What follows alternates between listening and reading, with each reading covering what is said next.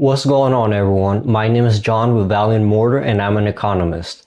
Today we're talking budgeting basics.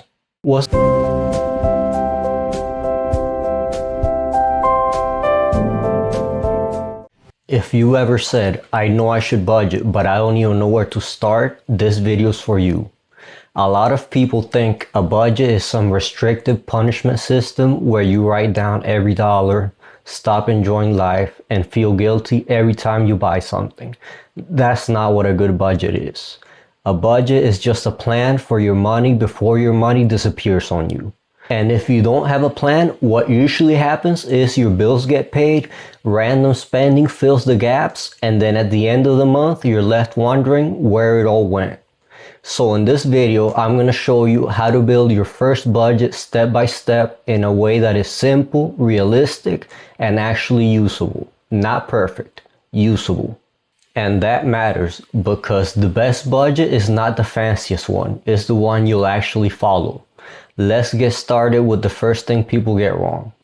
Most people begin budgeting by guessing. They say, I think I spend about this much on groceries, or I probably spend around this much eating out. And right there, the budget is already shaky. So step one is simple. Figure out your real monthly income. And I want to be clear here. We're talking about the money that actually hits your account after taxes and deductions, not the big number you see in your salary offer or hourly rate. That number matters because your budget has to be built on reality. If you get paid the same amount every month, this part is easy. Just add up your take-home pay. If your income changes month to month, use a conservative baseline. In plain English, conservative just means don't assume the best month is normal. Use a number that feels safe and repeatable. If you had months where you made $3,500, $4,200, and $4,800, don't build your life around $4,800. That's how people accidentally overcommit. Build your budget around the lower, more dependable number. Then, if you make more, great. That's extra money that can go towards savings, debt payoff, or investing. Step 2, list your expenses. And this is where people start seeing the truth. You want to separate your expenses into a few simple groups. First, fixed expenses. Fixed expenses are bills that usually stay the same each month, like rent, your car payment, insurance, or a subscription. Second, variable expenses. Variable expenses change from month to month, like groceries, gas, utilities, and eating out. Third, discretionary spending. That just means money you choose to spend, not money you absolutely have to spend. Things like entertainment, impulse purchases, hobbies, and convenience spending. And if you want to keep this really simple, go back to the last 1 to 3 months of bank and credit statements. Don't judge yourself, just observe. You're not collecting evidence to shame yourself. You're collecting data to help yourself. That mindset shift is important because budgeting works a lot better when you treat it like information, not emotion. Now, once you got your income and your expenses, step 3 is to compare the two. This is your cash flow. Cash flow is just the movement of money in and out. If more money comes in than goes out, good. If more money goes out than comes in, you found a problem. And this is where a lot of people finally realize they don't actually have a budgeting problem. They have a spending awareness problem. They're not broke because they're irresponsible. In many cases, they're broke because they're making financial decisions without a system. That's what the budget is supposed to fix. Now, let's build the actual first budget. I want you to think of your first budget as a draft, not a final masterpiece. Your first budget is supposed to be a little imperfect. So start with the essentials first. Put in housing, put in utilities, put in groceries, put in transportation, put in minimum debt payments, put in your phone bill, put in insurance, put in the things that keep your life functioning. Then add categories for the rest of your spending. And here's the key, be honest. If you always spend money on coffee, don't create a fake version of yourself that suddenly spends zero on coffee. That's not discipline, that's fantasy.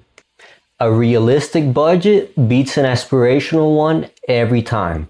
Because when the budget is too strict, people quit. Then they feel like they failed when really the plan was just unrealistic.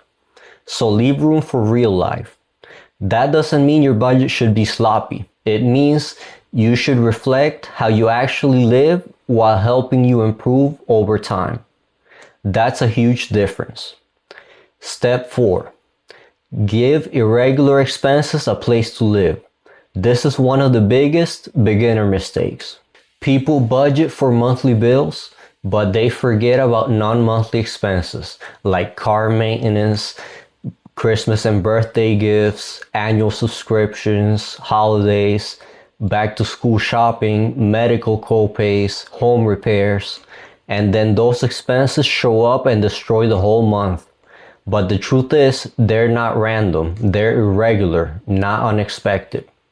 And that's where a sinking fund comes in.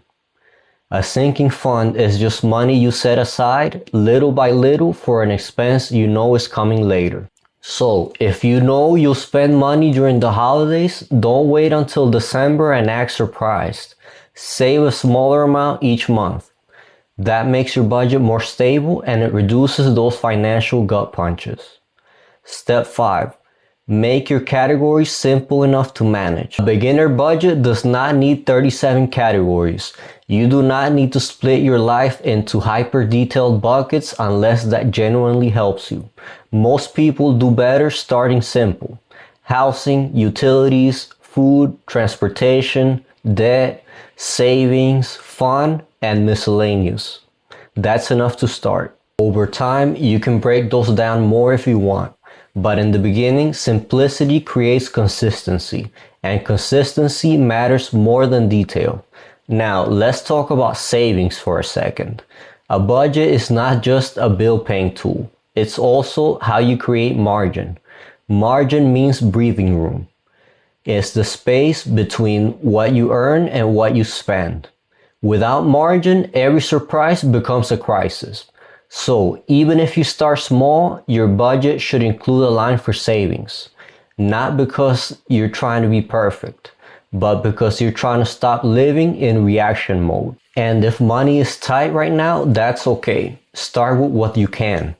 The point is to build a habit of telling your money where to go on purpose. Now, here's another important part. Your budget needs a review process. A lot of people make a budget once and then never look at it again. That's like making a workout plan and expecting results without ever going back to the gym. That's not gonna work. So at the end of the month, go back and look at your budget to see what happened. Where did you overspend? Where did you do better than expected? Which categories were unrealistic? What surprised you? Then adjust. That adjustment is not failure. That adjustment is budgeting. A good budget evolves with your life. If rent went up, your budget changes. If income dropped, the budget changes. If you're trying to save for something specific, the budget changes. The goal is not to prove that your first version was perfect. The goal is to build a system that gets better month after month. And if you're someone who has avoided budgeting because it feels overwhelming, I want to make this really clear. You do not need to become a spreadsheet genius. You don't need to track every penny with military precision from day one. And you do not need to feel guilty for not having this figured out already. You just need a starting point. A simple monthly plan, a few categories, honest numbers, and a willingness to adjust. That's it. Once you do that, budgeting stops feeling like punishment and starts feeling like control. And control is powerful. Because when you control your cash flow, you can start building savings. When you build savings, you can handle surprises better. When you handle surprises better, you make fewer desperate financial decisions. And when that happens, you give yourself a better shot at long-term wealth. That's why budgeting matters. Not because it's exciting, but because it gives you a foundation. So here's your action step after this video. Take 20 to 30 minutes, pull up your bank statements, write down your real take-home income, list your major expense categories, and build a first draft budget for next month. Not the perfect budget, just the first real one. And in the second budgeting video, I'm gonna focus on the part that trips up most people, how to actually stick to the budget once real life kicks in. If this video helped you, subscribe to the channel because here at Value and Mortar, we break down personal finance, investing, and financial freedom in a clear and practical way. This has been John with Value and Mortar signing off.